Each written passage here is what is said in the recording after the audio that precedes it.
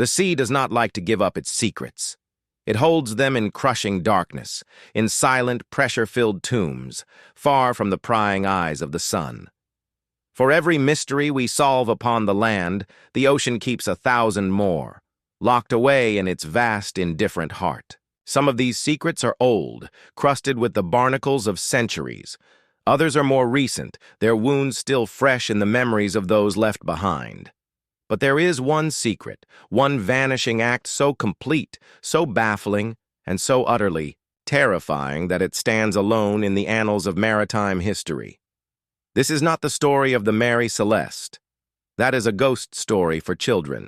This is the story of the SS Arcadia and the 147 souls who sailed with her into a silence from which they would never return. Our story begins not on the waves, but in the bustling, confident port of Southampton, England.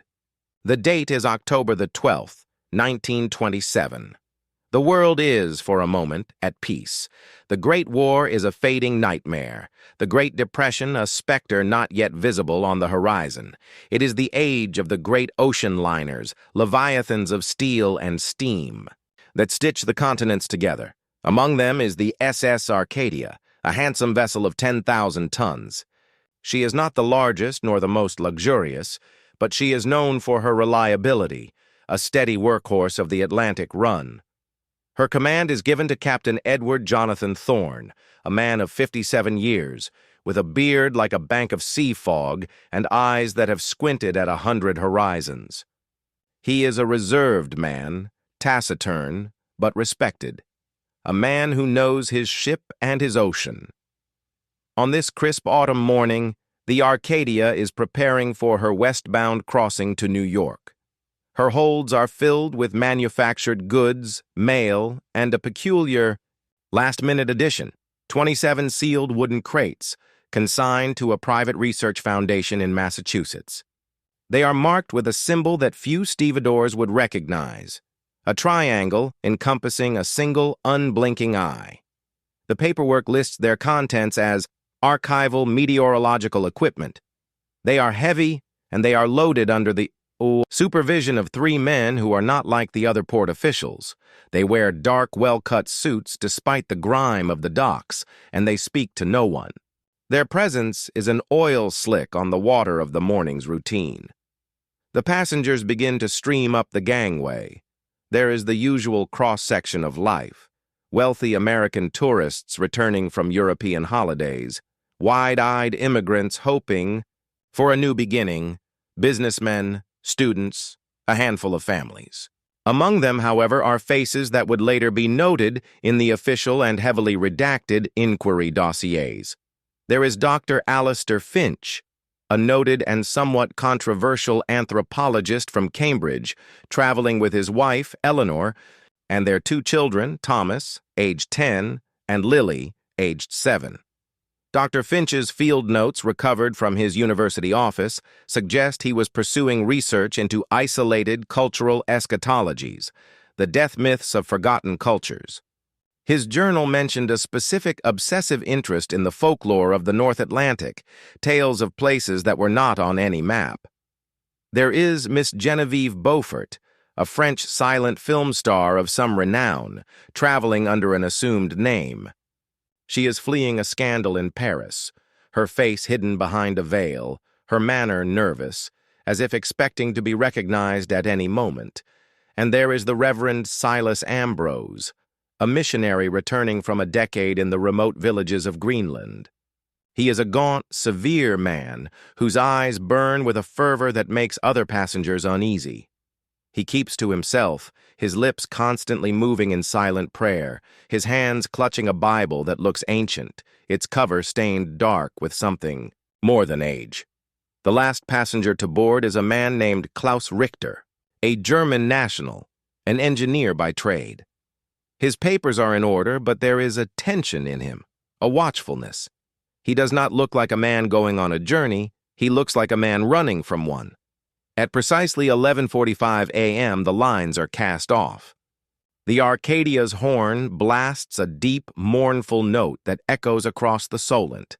Tugs nudge her graceful bulk into the channel, and soon her twin propellers churn the water to foam as she points her prow towards the open ocean. On the bridge, Captain Thorne watches the coastline recede. He checks the barometer. It is falling, but not alarmingly so. A typical autumn low-pressure system is gathering to the west. Nothing the Arcadia cannot handle. The voyage is underway. 4. The first 2 days, all is normal. The wireless operator, a young man named Peter Davies, sends the routine messages.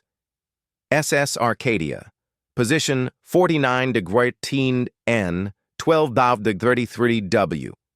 All well, weather moderate. The passengers settle into the rhythm of life at sea. They take their meals in the dining saloon, stroll on the promenade deck, and dance to the ship's orchestra in the evening. The children, Thomas and Lily Finch, are seen playing on deck, their laughter a bright counterpoint to the deep thrum of the engines. But on the evening of the second day, things begin to change. The weather turns. The barometer plummets faster than Captain Thorne has ever seen it fall. The sky, which had been a gentle gray, curdles into a bruised, purplish black. The sea, once choppy, becomes a chaos of monstrous waves. This is no ordinary storm. This is something else. Passengers are ordered below decks. The hatches are battened down. The Arcadia begins to labor, her bow rising high on the liquid mountains before plunging deep into the troughs, shuddering as green water crashes over her foredeck. In the wireless room, Peter Davies, his face pale, taps out a new message. SS Arcadia, encountering severe hurricane-force winds, position uncertain due to extreme conditions, sustaining some damage, standing by. The response from the Lloyds of London Station in Cornwall is calm, professional. Acknowledged Arcadia, stand by for updated weather routing. Report in 6 hours. 6 hours pass. No report comes. 12 hours pass. The storm is still raging. The wireless operator in Cornwall tries to raise the ship. SS Arcadia, this is GKC. Please report your status. Over. Silence. Only the hiss of static, which to the experienced operator's ear sounds strange. Muffled, distorted, as if the void itself is swallowing the signal. 24 hours pass. The storm has abated. The ocean is now calm, unnaturally so, a flat, oily pane of water under a low, featureless sky. The air is cold and still. No birds fly. There is a profound, deafening silence. Concern turns to alarm. A coastal steamer, the SS Persephone, is routed to the Arcadia's last known position. They find nothing. No wreckage, no lifeboats. No oil slick, nothing. The Arcadia, a 10,000-ton ship with 147 people aboard, has vanished without a trace. The official search is the largest since the loss of the Titanic. Ships from 4 nations crisscross the North Atlantic. Aircraft are dispatched. They find nothing. After 3 weeks, the search is called off. The Board of Trade Inquiry concludes that the SS Arcadia likely succumbed to the unprecedented hurricane, sinking so rapidly that no distress signals could be sent and no lifeboats launched. Case closed. The world moves on. But the silence is a lie. Because 3 months after the disappearance, on a bitter January morning in 1928, a lifeboat washes ashore on a desolate, peat-black beach in the Outer Hebrides of Scotland. It is not just any lifeboat. It is lifeboat number 4 from the SS Arcadia. It is identified by the brass plaque on its bow. It is found by a local crofter, an old man named Hamish MacLeod. The boat is in perfect condition. It shows no signs of storm damage. Its oars are stowed neatly. A supply of sealed biscuits and water is intact. It is as if it was launched calmly on a placid sea, but it is empty. There are no bodies. No signs of a struggle. There is, however, one thing. Lying on the bottom boards of the lifeboat, as if carefully placed there, is a child's doll. It is a porcelain-faced thing, with blonde curls and a pretty blue dress. It is perfectly dry. And clutched in its tiny, stiff porcelain hand is a single folded piece of paper. The local constable is summoned. He carefully removes the paper. It is a page from a ship's log. The handwriting is neat, precise, but the message is not. It is a single line, written over and over again, in a frantic, desperate scrawl that grows increasingly unhinged with each repetition, the ink blotted and smeared as if by shaking hands.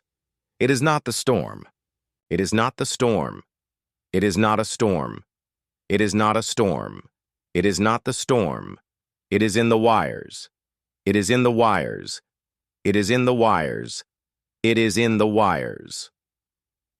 The message is signed, E.J. Thorne, Master.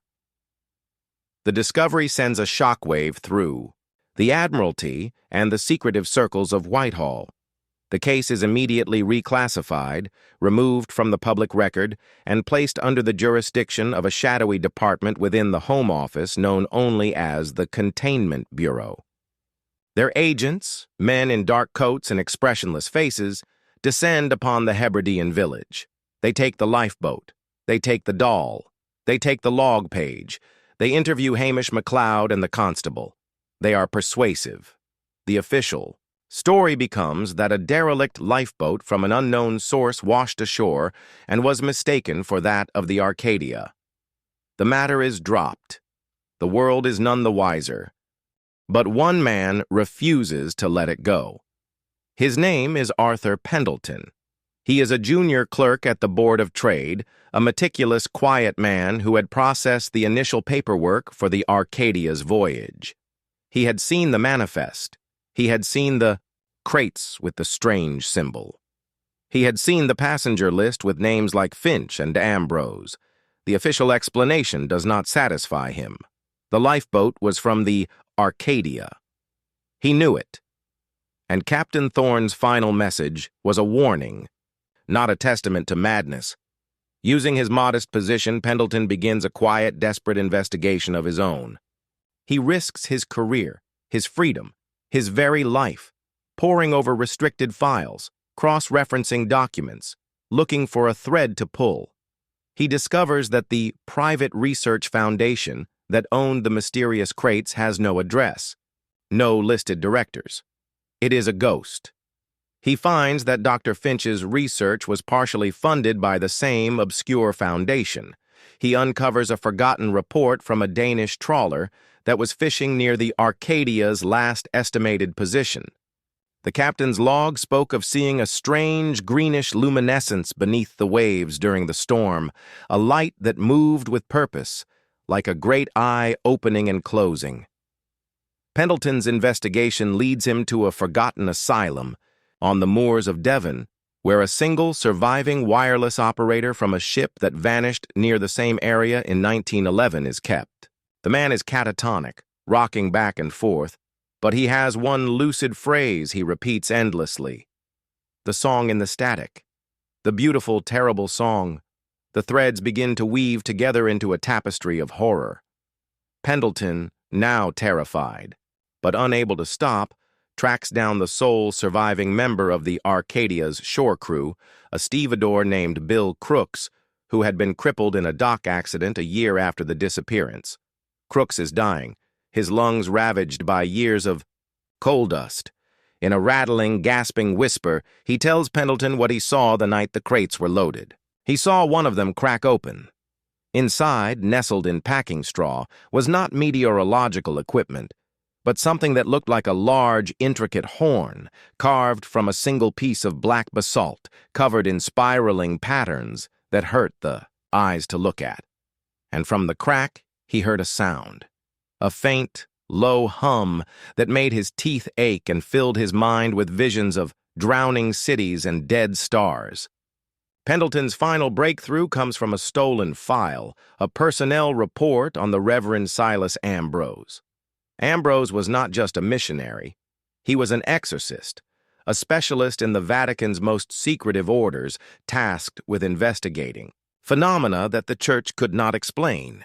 He had been stationed in Greenland for a reason. The Inuit elders there spoke of a place they called the sleeping place, a region of the sea where the water was always cold and still, where sometimes a bad fog would rise and ships would be taken. They said something ancient lived there, something that predated man, something that slept but dreamed, and its dreams were contagious. Ambrose had been sent to contain a potential outbreak, a ripple of its influence that had reached a remote village, driving the inhabitants to a mass synchronized suicide. He was on the Arcadia because he knew the crates were not equipment. They were a lure or a key. Pendleton now understands the terrible truth. The storm was not the cause, it was a symptom, a side effect of the thing that was summoned. The crates contained artifacts designed to resonate, to call out across some unthinkable frequency to the thing sleeping in the deep. The Foundation, the suited men, were a cabal, a cult masquerading as science, intent on making contact, on harnessing this power no matter the cost. They used the Arcadia as a sacrificial lamb, a floating laboratory. Dr. Finch was their unwitting anthropologist documenting the effects. Richter was perhaps a defector trying to stop it. Miss Beaufort and the others were just camouflage, innocent souls caught in a web of cosmic horror. The final transmission, "It is in the wires," was not about the radio wires. It was about the nervous systems of everyone on board. The thing they summoned, this ancient intelligence from the abyss, did not sink the ship. It did something far worse. It broadcasts a signal, a frequency that hijacked consciousness itself. It rewired their minds, turning them against each other, or perhaps merging them into a single, horrific hive mind, a chorus of madness singing, along with the terrible song from the deep. Pendleton, armed with this horrific knowledge, knows he must act. He knows the cult, the containment bureau, is watching him. He prepares to flee, to take his evidence to a newspaper, to shout the truth from the rooftops. On a rain-slicked London night, he packs his briefcase with every document he has gathered. He hears a sound at his door. Not a knock. A slow, deliberate scratching. His heart freezes. He backs away towards the fire escape. The scratching stops. There is a click, and his door swings open slowly. There are no men in dark suits standing there. Instead, framed in the doorway, are two children, a boy and a girl. They are perfectly dry, though the night is pouring with rain. They are Thomas and Lily Finch. They are unchanged, not a day older than when they boarded the Arcadia over a year ago. Their faces are pale, serene. Their eyes are wide, dark, and utterly empty of any human emotion. They do not speak. They simply look at him. And from them, from their small, motionless bodies, Pendleton hears it. Not with his ears, but inside his skull. A faint, distant hum, the same hum Bill Crooks described. It grows louder, resolving into a melody, a complex alien harmony that is at once the most beautiful and the most horrifying thing he has ever perceived. It is the song in the static, the song of the deep. He feels his own mind beginning to unravel, his thoughts dissolving into the chorus. He sees images of the Arcadia, not sunk, but drifting, silent and ghostly, its decks empty, its portholes dark, while deep within its steel hull, a single unified voice whispers its endless song to the sleeping god below the waves. The children take a single synchronized step forward. Arthur Pendleton's briefcase falls from his numb fingers, the papers scattering across the floor, their secrets now meaningless. He does not try to run. He knows there is nowhere to run to. The song is everywhere. It is in the rain on the window pane. It is in the ticking of the clock. It is in the wires of the city, humming with a power they were never meant to carry. He finally understands Captain Thorne's last desperate warning. It was not a cry for help. It was a diagnosis. The last thing Arthur Pendleton ever hears is not the sound of his own scream, but the gentle, welcoming harmony of the chorus as two small, cold hands take his own, and the door to his apartment swings shut, closing off the world of light and reason forever. The sea keeps its secrets, but sometimes it sends them back to shore.